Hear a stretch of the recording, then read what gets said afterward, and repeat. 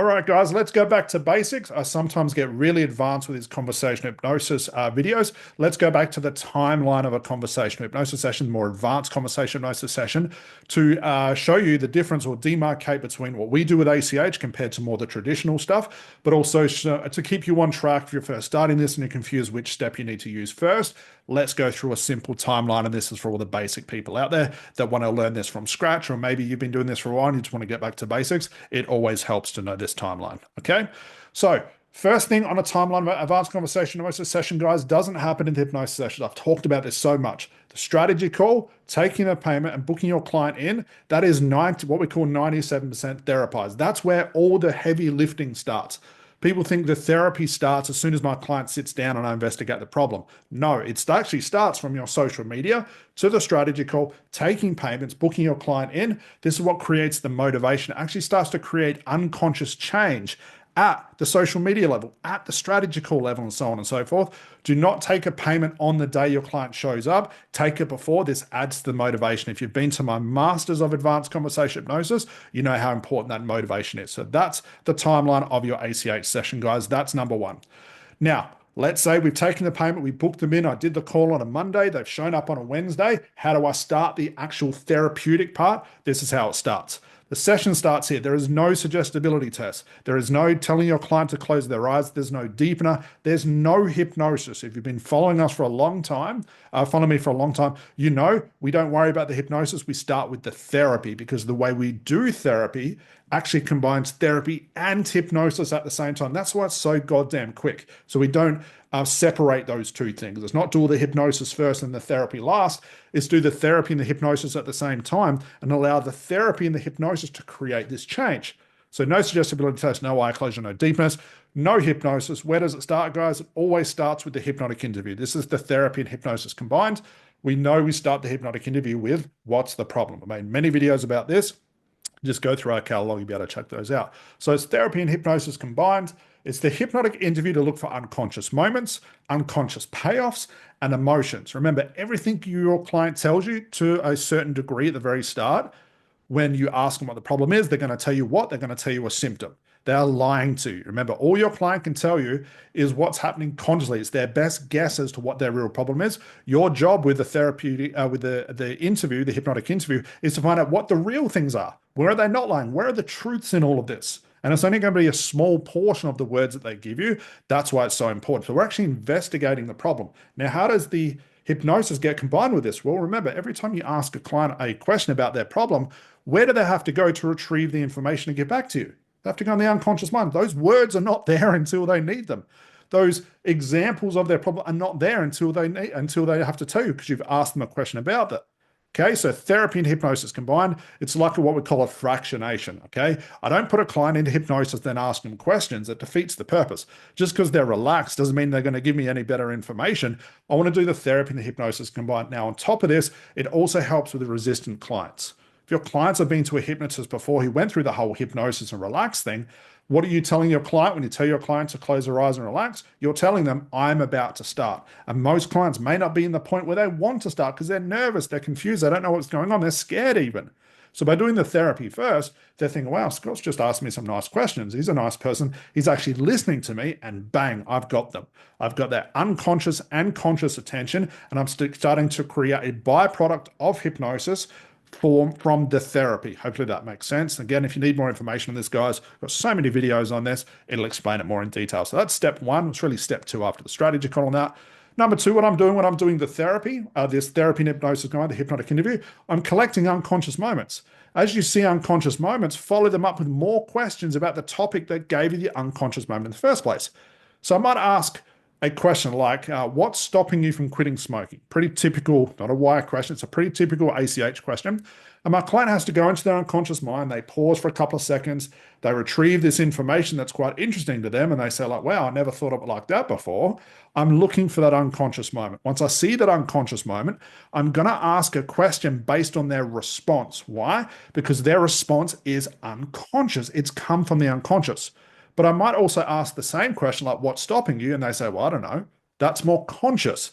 So now I need to change the direction of my question. I need to maybe go to the left-hand side of that question, go to the right, go behind it. Just start up basically another conversation to find those unconscious moments. So what I'm saying here is I'm going to ask a question based on the unconscious response. If I don't get an unconscious response, I just ask any question.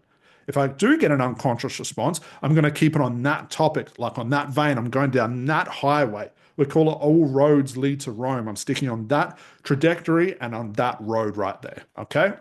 So number one, do the hypnotic interview. Number two, I'm collecting unconscious moments. I'm going to collect as many as possible, because what happens when I start to collect enough, your client becomes quote unquote more hypnotized, they become more in trance. Then I might have to use the therapy, which is collapsing realities, could be untying knots, it could be the emotional trance method, the ETM if my client's very emotional. I've got a couple of things I'm going to use. What am I basically doing? I'm untying those knots. I'm collapsing all those emotions. I'm getting rid of that backwards thinking. I'm getting rid of that knotted up thinking that keeps them stuck in the problem. I'm releasing that so the client has a better view of life that is not encapsulated in the problem. Now, that's the therapy part. Number four, as your client starts to have these little breakthroughs, they collapse realities and go, wow, I never thought of like that. That's incredible. And they get emotional, the tears start coming out. I'm going to let them process. As trance take over, yes, emotions, they could be pausing. They could have shut their eyes minutes ago. I'm going to shut the hell up. Therapists are the worst, and I was too, so I'm putting myself in that category, the worst with over talking. They think once my client's in quote unquote trance or eyes are closed, I'm going to use all these suggestions like, you're amazing, you're a wonderful person, you're powerful, you can do this. I'm going to swear right here, but shut the fuck up. Once your client is in trance, think of it as the cake's in the oven, it's baking. You don't have to keep opening the door. Maybe you've got an oven you can see through. You can see it baking. Let the oven do its thing. In this case, let the unconscious mind do its thing. Every time you talk, you'll interrupt it. And there is no suggestion on the face of this earth, no matter who you were trained by, who you look up to, what your script says, that is more powerful, not even close to being minutely powerful to what their unconscious mind can do for them. Shut up. As trance takes over, let your client sit in that trance and process. Just keep them safe. Shut up. No suggestions. Stop talking. Every time you talk, it's like opening the oven and looking at the cake. Eventually, I guess the cake will collapse and will get ruined. Spend more time being quiet. If you've seen the demos and wonder why the demo subjects we're teaching our students, or even see me do a demo, wonder why I don't really talk a lot, it's because I'm watching that processing. They're processing. My job's done. There's nothing else I could say. All I'm going to say is just ruining it. Okay? Number five, once they come out of this processing, I'm going to do some testing because I want to find out, get some feedback, what's happened in that little trance, what happened, how you feeling, whatever. And then if I find there's still some knots there, I might have to do another session. But I don't send them home and bring them back. We call these mini sessions. If I spend an hour with a client, I might get 15 mini sessions done. That's 15 knots I've untied, 15 breakthroughs I've had all in that 1 hour. It's ridiculous to think that therapists send their clients home, get them back, send them home, get them back because they've given them 15 sessions in a package. No, do mini sessions. Why do you want to do mini sessions? Again, you have to learn how to do this because my client's already in a place where all of those dominoes, let's think of dominoes as the problem, they're all going to get knocked down. Why would I send them home? Bring them back to start all over again? No, they're in the right place.